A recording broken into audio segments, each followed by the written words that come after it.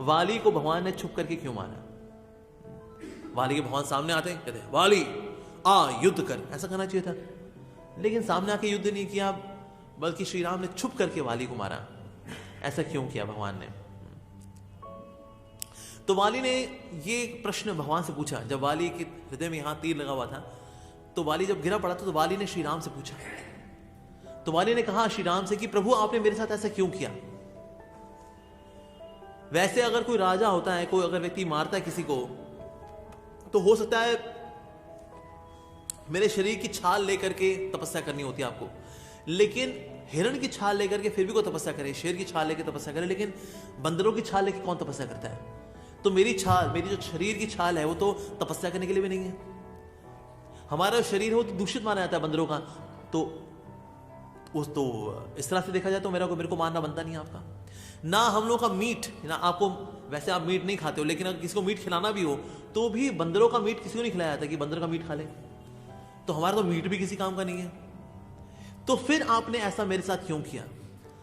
अगर आपको लड़ना था तो मुझसे लड़ते ना, सामने आके लड़ते, मेरे से युद्ध करते आपने ऐसा क्यों नहीं किया? आपने कायरता का काम क्यों किया? मुझको हालांकि पता था कि आप सुग्रीव की मदद करने के लिए आए हुए हैं, और मेरी पत्नी ने मेरे को मना भी किया कि आप मत जाओ। अगर सुग्रीव इस प्रकार से आपको आमंत्रित कर रहा है, अगर वो चुनौती दे रहा है, निश्चित रूप से उसकी मदद करने के लिए कोई है। और मुझे पता था कि आप वहां पर हैं। दशरथ का पुत्र राम मेरे साथ ये कार्य करेगा कि छुप करके मेरे को तीर मारेगा। आप मेरे सामने आते, मैं आपको यमपुरी या सूर्यलोक भेज देता, लेकिन आपने मुझसे युद्ध नहीं किया। आपने ऐसा क्यों किया? अरे ये सब छोड़िए, आप मुझसे मदद मांगते, मैं सीता को लेकर के आता एक दिन के अंदर अंदर। उस रावण को मैंने पूंछ में घुमा करके मैंने गायत्री की हुई है चारों ओशंस में। वो क्या है रावण? कुछ भी नहीं है, खिलौना है मेरे लिए, तो कुछ भी नहीं। तो आप मुझसे मदद मांगते कि सुग्रीव क्या मदद करता आपकी, मैं आप मदद करता आपकी, एक दिन के अंदर मैं लेकर के आता सीता मैया को आपके लिए। आपने ऐसा क्यों किया? तो देखने में लगता है कितना लॉजिकल आर्गुमेंट है वाली का। तो वाली ने जिस प्रकार से श्री राम को चुनौती दी, लगता है वाली ने कितना लॉजिकल बात की, सारी की सारी ना, बड़ी लॉजिकल बात की। लेकिन वाल्मीकि रामायण में श्री राम बता रहे हैं किस प्रकार से उन्होंने जो किया वो कितना सही था। सबसे पहली बात तो श्री राम ने जो कही वाली को वो ये थी कि तुम बात तो बड़े शिक्षकों की तरह कर रहे हो, एज इफ तुम्हें बड़ा ज्ञान है, लेकिन तुमने ज्ञान को कभी भी ना प्रामाणिक स्रोतों और प्रामाणिक शिक्षकों के अनुगत्य होकर के उनकी सेवा करके प्राप्त नहीं किया, सिर्फ अपने मनोधर्म से प्राप्त किया है। इसलिए तुम्हारे ज्ञान में दोष है। और क्या दोष है उसके बाद फिर श्री राम ने बताना शुरू किया।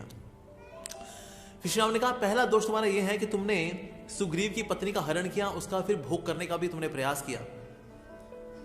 और 6 प्रकार की आतताइयों में एक ये भी आतताई होता है कि जो पर स्त्री है उनका भोग करने का अगर प्रयास करता है अगर, तो ऐसे व्यक्ति को मृत्युदंड दिया जा सकता है। और क्योंकि तुम एक कामुक व्यक्ति हो, और ऐसा कामुक व्यक्ति जिसने कि सुग्रीव उनकी पत्नी के साथ उनका हरण करके उनके साथ दुर्व्यवहार किया, इसलिए तुम्हारे साथ ये जो हुआ इसमें कोई गलती नहीं है।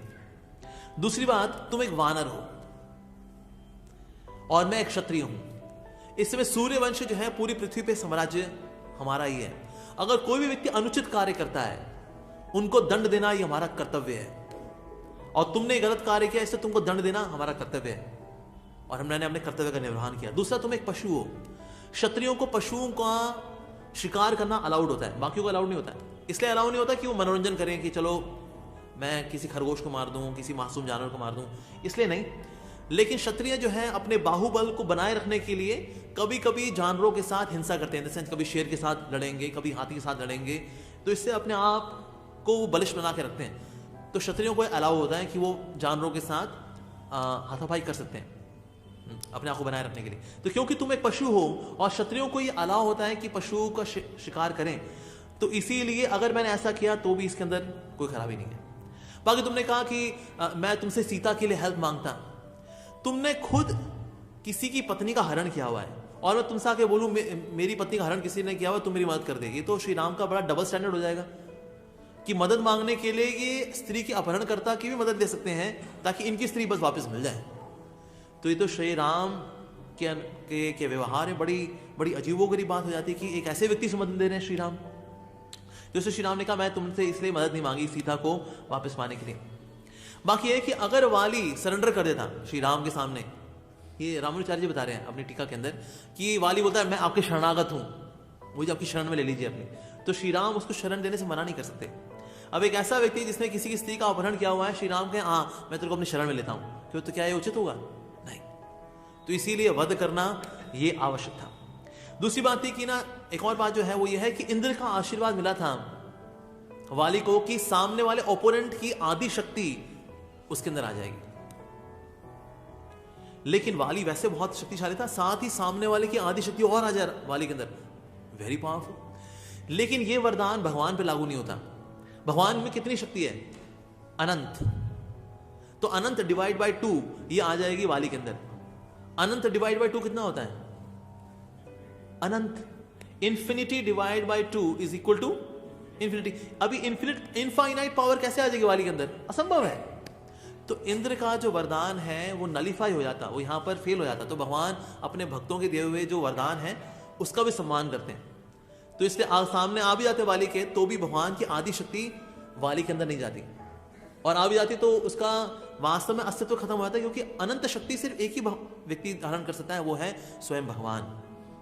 तो इसलिए भगवान ने कहा मैंने छुपके इसलिए मारा क्योंकि इंद्र का जो वरदान है वो नलिफाई नहीं होना चाहिए। बाकी तुमने कहा मेरे से युद्ध करते, जिस तरह से रावण से आप युद्ध करने के लिए जा रहे हैं, आप मेरे से भी युद्ध करते। भगवान ने कहा मैं इतने सारे लोगों का मैं भला ब्लड शेड, उनका खून भला क्यों बहाऊं तुम्हारा वध करने के लिए? तो इसलिए ये सारे कारण जब बताए श्री राम ने, तो वाली तुरंत इस बात के लिए कन्विंस हो गए कि हाँ प्रभु आप जो कह रहे हैं आप बिल्कुल सही कह रहे हैं।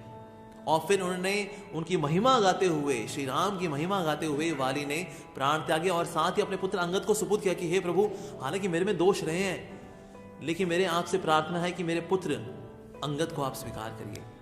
और फिर अंगद जो है बड़े शक्तिशाली थे और उन्होंने श्री राम की सेवा भी की। तो इस प्रकार से ये जो अंडरस्टैंडिंग है कि भगवान ने वाली को छुपके क्यों मारा, भगवान ने इसलिए छुपके मारा। तो ये सारे कारण जो है आचार्य भी बता रहे हैं, और साथ ही भगवान ने खुद भी एक्सप्लेन किए हैं वाल्मीकि रामायण के अंदर।